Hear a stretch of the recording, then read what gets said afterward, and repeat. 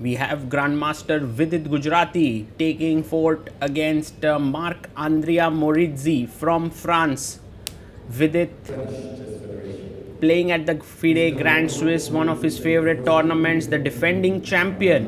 And he basically started off with a win against Alexander Donchenko, then 4 draws and a win against Anton Demchenko. And now this is the 7th round where he faces Marc Andria Maurizzi. His opponent, on the other hand, has scored wins against Artemiev, MVL, Vincent Keimer. Incredible performance by the youngster. The previous round he did lose to Anish Giri in a Najdorf, and now we'll see who comes out on top in the clash between these two players. A handshake and off we go. Vidit has the white pieces. He takes his time for the first move like he always does and opens with his favorite pawn to d4.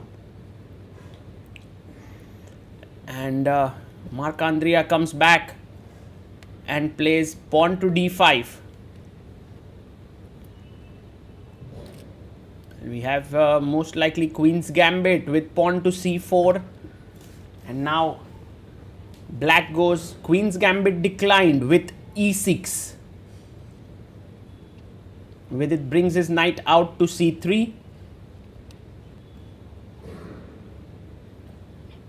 And Marc Andria Maurizzi plays bishop to e7. Vidit takes the pawn. C takes d5. E takes d5. And bishop comes out to f4. It's now time for the knight to develop to f6. Once the bishop has been located on f4, the knight is more happy to come to f6 so that there is no bishop g5 business. Bishop comes to f5. And now Vidit plays his queen to b3, attacking the pawn on b7, and now knight to c6. It's very dangerous because queen b7, knight b4 comes in. So that's the reason why Vidit goes g4, trying to take the bishop away. If knight g4, there's queen d5. If bishop g4, you can now take on b7 as the bishop is not looking at c2. But he goes bd7 and Vidit calmly plays h3. Black castles here. And you can see that from the time usage, Vidit is down to 1 hour 3 minutes while Marc Andria has 1 hour 39 minutes. He's playing quickly. Queen c2, first move where he thought a bit of was knight a5, and now pawn to c5. Maybe not the best way to play in this position, because Vidit can now take on c5, and this pawn on d5 is a bit weak. Bishop takes c5, and taking on d5 isn't the best because of rook c8. So that's the reason why Vidit simply goes bishop g2. Looking at the pawn here now, rook to c8, and he simply castles, and he says to his opponent that rook d1 and this pawn is really weak. So actually, and there you see rook d1, a calm, nice move. Queen goes to e8, and now Vidit brings his queen to b1. Now 3 attacks on the pawn. Knight jumps into c4, and Vidit kicks the knight away. White position is so beautifully placed. Now knight comes back to b6, defending the pawn on d5, and bishop to g5, attacking the knight here. He pushes d4 and essentially is giving up the pawn because he could no longer hold on to it.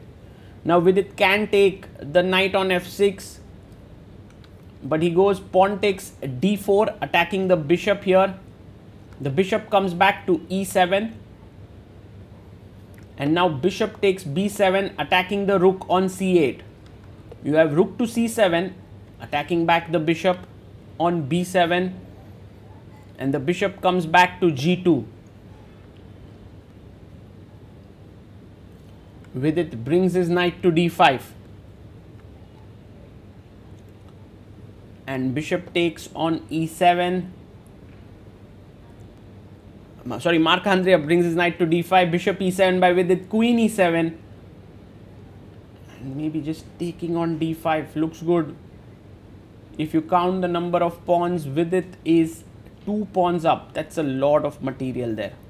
Rook comes to c8. Although black pieces are now flowing, 2 pawns is a lot of material to invest here. And Vidit goes rook to c1. Pawn comes up to g6. Knight takes knight, trading few more pieces. Bishop takes the rook. Rook takes.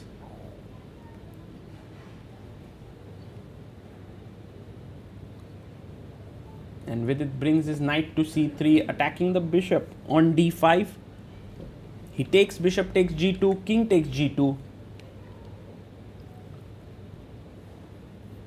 And h5. So Marc Andria is trying to get some play rolling. If g takes h5, a check and taking this pawn. But queen f3, calmly played here by Vidit. H takes g4. And now there's another facet in the position that has opened up. The h file is now open to attack here. So he goes queen to b4, attacking the knight on c3. And knight to e4. He comes knight d5. Danger on f6 square. Rook to d1, defending the d4 pawn. And now queen comes back to e7. You see that the f4 square is a bit weak. So he would love to go g5, knight f4 check, knight c5 played by Vidit. And the queen comes to g5. And you can see the time running low for Vidit. This is move 34. He has only 5 minutes left on the clock. Mistakes can happen in such moments. Knight f4 check. King comes back to f1. And now queen h6. Careful. If the queen moves away, this is a checkmate.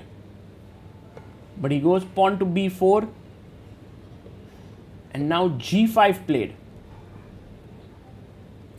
Vidit moves in with a check. This is move 37. He has 3 minutes on the clock. King comes up to g7. And pawn to a3. Calmly playing his pawn up there. 38 moves. 2 more moves to make. With 2 minutes left on the clock. Queen h7.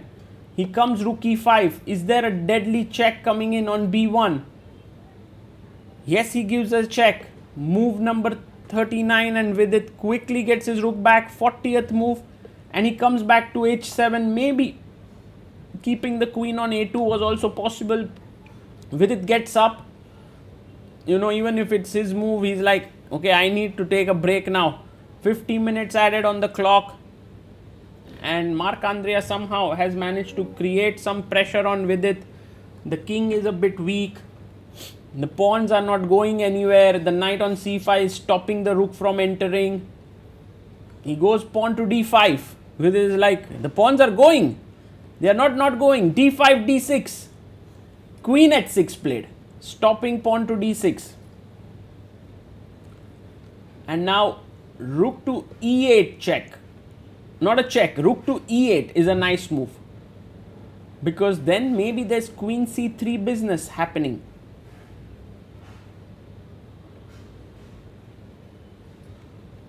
And Vidit goes for it. Rook e8 found. The best move. And Vidit's time down to 26 minutes. Queen f6 once again, threatening a check here. And he goes queen e4. A nice move. But there could be a check and forcing the queen to come back. He goes knight g6. And queen to d3 played. A very interesting move. And I love this rook c8 move. What a beautiful move. If rook takes c8, queen e1 check, king goes anywhere, knight f4 is deadly. So Vidit finds the only move in this position, rook e4, which is insane. Knight jumps back to f4. But now the move that Vidit would love to make, queen d4, trading off the queens, and it is game over. Yes, queen d4 played. The queens are traded, and Marc Andria Maurizzi, before he could get his rook in and try to checkmate with it, it's done. King e1 is coming out. The king will be free. There are 2 extra pawns ready to roll. Rook check. King d2. And now knight takes d5 played. You can simply take queen takes d5. But there's also a very nice move that Vidit has here, which is rook to e5, finds it, threatening rook g5, threatening the knight. Too many issues to solve. No more checks here. Everything's defended. Black is lost. And Vidit gets up. Marc Andria resigns. Vidit says, instead of rook c8, you could have gone rook d8. And it was anyway winning for Vidit there. Well, the opening was not well played by Marc Andria Maurizzi, and when you don't do that against a player like Vidit, he doesn't give you too many opportunities, which is what happened here. The game lasted 49 moves, but from move number 10, it was White who was dominating the game and then went on to score a very, very important win. Kudos to Vidit for this win, and with this 2 wins in a row, he moves to 5 out of 7. A very good score, and is looking for second straight win at the FIDE Grand Swiss.